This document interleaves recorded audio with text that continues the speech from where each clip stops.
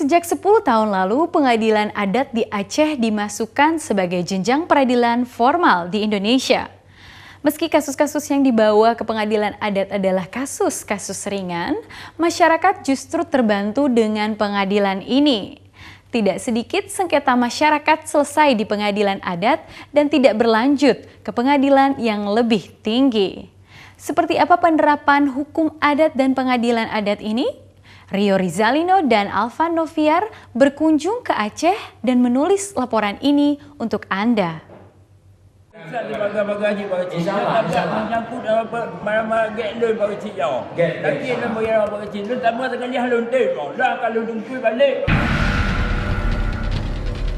Hasbalah marah bukan kepalang. Ia dituduh sebagai dukun santet di Gampong Lam Lom, Aceh Besar. Gampong adalah istilah untuk desa di Aceh. Konyo buat jelek-jelek Pak Haji. Lepas ke pindah, sakit harus pindah Pak Haji. Kalau aku pernah aku tim nama sekali Pak Haji. Dah kalau itu balik Pak Haji. Adalah Syarbini yang melancarkan tuduhan itu. Di hadapan kepala Gampong, ia menyatakan Hasbalah telah menyantet istrinya yang sudah 3 bulan sakit keras dan tak kunjung sembuh. Tapi begini Pak Haji. Masalah ini jangan sampai diundur-undurkan. Karena semua keluarga saya, semua keluarga saya sudah marah. Nanti kalau apapun terjadi, siapa yang tanggung jawab? Keadaan semakin memanas. Hasbalah tidak terima tuduhan Syarbini. Akhirnya pengadilan adat digelar di balai desa untuk menyelesaikan masalah ini. Pengadilan dipimpin oleh Kepala Gampong atau Kecik, serta beberapa ulama dan tokoh masyarakat yang didaulat menjadi anggota majelis. Tujuannya untuk mendamaikan antara Hasbalah dan Syarbini. Penggalan kejadian ini bukanlah kisah nyata. Itu hanya peragaan atau simulasi peradilan adat di Gampong Lam Lom, Aceh Besar. Peradilan seperti ini masih kerap diadakan di Provinsi Aceh. Kesepakatan kami dari desa, hampir semua kasus, apapun yang terjadi kasus di desa, itu semestinya memang diawali oleh semacam peradilan adat dengan orang tua dulu. Tapi bila memang tidak bisa diselesaikan, katakanlah ada kasus-kasus yang sedikit berat, seperti pembunuhan kan, itu memang harus diselesaikan, kami serahkan kepada pihak kepolisian. Peradilan adat sebenarnya sudah dipraktikkan oleh masyarakat Aceh sejak ratusan tahun lampau, namun baru diformalkan oleh pemerintah Indonesia pada 2003 lalu. Dasar hukumnya Undang-Undang 1945, Undang-Undang Keistimewaan Aceh, serta beberapa perda atau kanun di Aceh. Bahwa hukum adat itu juga mengandung nilai kaedah-kaedah hukum. Nah, karenanya terus saya mulai buatlah program kalian rakyat kan asas hukum juga kalau rakyat ada sengketa mau damai sendiri serah hukum selesai. Nah, mengapa mesti ke pengadilan? Peradilan ini merupakan jalur penyelesaian sengketa di tingkat masyarakat. Kasus yang dibawa ke peradilan adat adalah kasus tindak pidana ringan seperti masalah keluarga, perselisihan antar warga, dan lain-lain. Masyarakat bisa melihat sebenarnya dampak akhir dari penyelesaian secara adat tidak ada dendam sebenarnya. Dampak akhir dari penyelesaian secara adat, saya ulangi sekali lagi, tidak ada dendam. Saling memaafkan itu menjadi silaturahmi yang begitu tinggi. Belum lagi efektif dari segi biaya. Tapi saya pikir selain daripada biaya, hal yang terpenting penyelesaian yang dilakukan secara adat tidak berdampak pada dendam. Dalam penerapannya, masyarakat merasakan manfaat dari peradilan adat. Menurut Kecik Mutakin, peradilan adat sangat menolong masyarakat kecil yang tersandung kasus di lingkungannya. Tim survei Jakarta mengevaluasi ke sini bagaimana sambutan rakyat terhadap pelaksanaan ini. Jadi ternyata hasil penelitian menyimpulkan 90% rakyat menyatakan sangat puas dengan peradilan adat. Nah, kalau itu masuk dalam lingkup peradilan adat, maka polisi akan menanyakan apakah sudah dilaporkan kepada peradilan adat. Kalau belum, maka polisi wajib mengantarkan ke peranata adat yang ada di Gampong atau desa, yaitu namanya Tuhapat, ada namanya juga Saraopat. Mereka akan diantar ke sana untuk diselesaikan secara mekanisme peradilan adat dulu. Tapi apa yang membuat peradilan adat jadi begitu efektif untuk diterapkan di masyarakat? Ini jawaban dari Ketua Majelis Adat Aceh. Rasa malu, betul. Nilainya kemana? Rasa malu. Harga diri. Malu keluarga, malu semua. Masa dia begitu. Nah, begitu. Nasihat para sesepuh juga memainkan peran penting dalam peradilan adat. Hal itu mereka seakan jadi cambuk bagi para pihak yang bersengketa. Kekuatan orang tua jauh lebih tinggi sebenarnya. Saat katakanlah seperti simulasi tadi ada semacam pembantahan, tapi disinilah letak wibawa orang tua, bagaimana dia menggunakan bahasa hingga sekeras-keras apapun warga, hingga membuat warga menjadi luluh. Kenapa? Kadang-kadang ada kami gunakan satu bahasa kunci.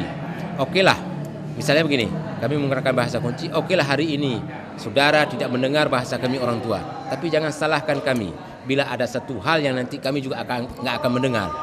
Terbukti Syahrbini mengaku sangat malu karena telah menuduh Hasbalah sebagai dukun santet. Tuduhan itu tidak terbukti dan mereka berdua akhirnya berdamai.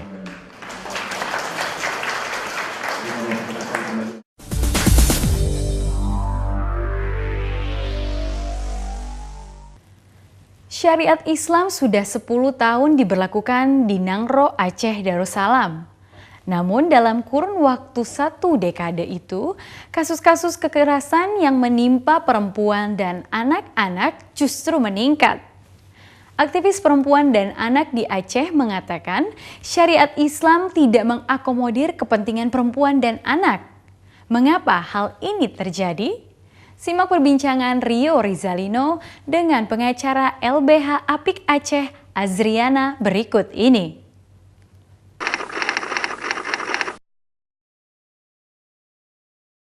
Sejarah kepemimpinan perempuan di Aceh itu sejarah mundur. Tapi ya kita harus pahami setelah 4 ratu memimpin, gitu ya, terakhir itu kan Zakiyatuddin ya kalau saya nggak salah. Dan dia digulingkan oleh fatwa dari ulama di Mekah yang dibawa oleh kelompok yang ingin mengkudeta dia, yang mengatakan perempuan tidak boleh memimpin. Dan waktu itu berhasil. Walaupun upaya kudeta itu sudah muncul dari sejak zaman Safiyatuddin, pertama sekali ratu perempuan memimpin. Dia memimpin, suaminya meninggal. Itu Safiyatuddin itu anak Iskandar muda. Nah, ketika dia sudah memimpin itu selama empat kepemimpinan itu kan perempuan semua, sampai kemudian terguling di ratu yang terakhir. Nah, setelah itu kan mundur sejarahnya.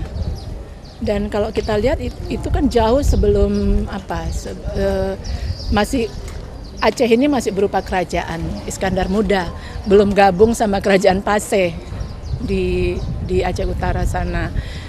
Jadi kemudian ada proses-proses di masyarakat, persoalan-persoalan sosial politik itu yang kemudian semakin memperkuat. Kan kudeta tadi terus mengembalikan perempuan ke rumah. Dan itu kan tersosialisasikan terus-menerus ke anak cucu. Tafsir-tafsir agama membuat itu semakin kuat gitu. Sampai kita tahu pemerintah Orde Baru juga sangat punya upaya yang sangat sistematis untuk mendomestikasi perempuan lewat program PKK. Lihat.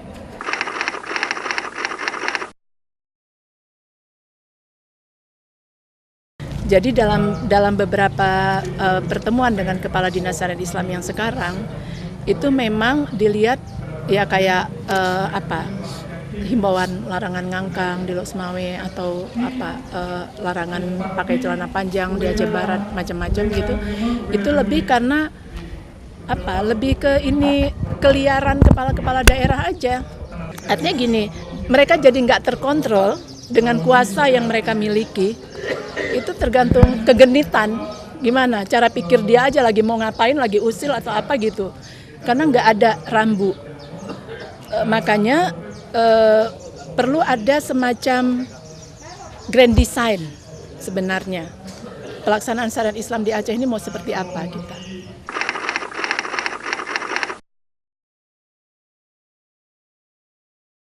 Gitu. Jadi menurut Kepala Dinas Syariat Islam, dulu ketika di awal sebelum kanun penerapan syariat Islam dikeluarkan, itu udah ada semacam blueprint untuk penerapan syariat Islam di Aceh yang bisa jadi sebenarnya jadi roadmap lah untuk penerapan syariat Islam. Tapi blueprint itu nggak dijadikan acuan.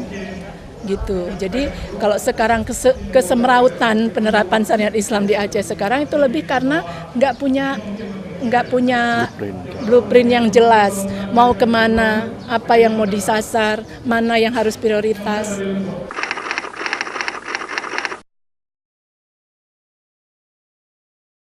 Soal hak anak itu yang ruang yang juga harus dinegosiasikan ulang dan terbuka peluangnya, sama dengan perempuan. Di dalam adat, memang anak tidak diperlakukan sama seperti orang dewasa. Tapi nilai perlindungan terhadap anak itu ada di dalam adat. Bahkan menurut saya adat itu punya sistem perlindungan komunal terhadap anak. Jadi misalnya kayak dulu seingat saya masih kecil-kecil, anak laki-laki itu tidak berani merokok di sembarang tempat. Jadi dia kalau dia belajar merokok gitu, terus ada tetangganya yang lewat, dia akan sembunyi. Karena tetangganya itu akan memarahi dia takut dengan tetangganya. Sama takutnya dengan orang tuanya kalau ketahuan dia merokok. Jadi mekanisme kontrol kolektif itu jalan dulu. Tapi kan sekarang kan nggak bisa kayak gitu situasinya.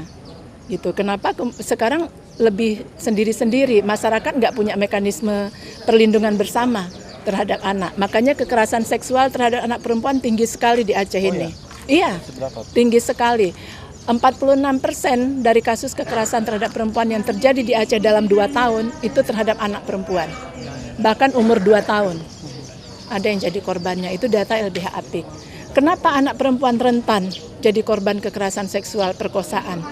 Dan pelakunya itu semua orang-orang terdekat, bukan orang asing.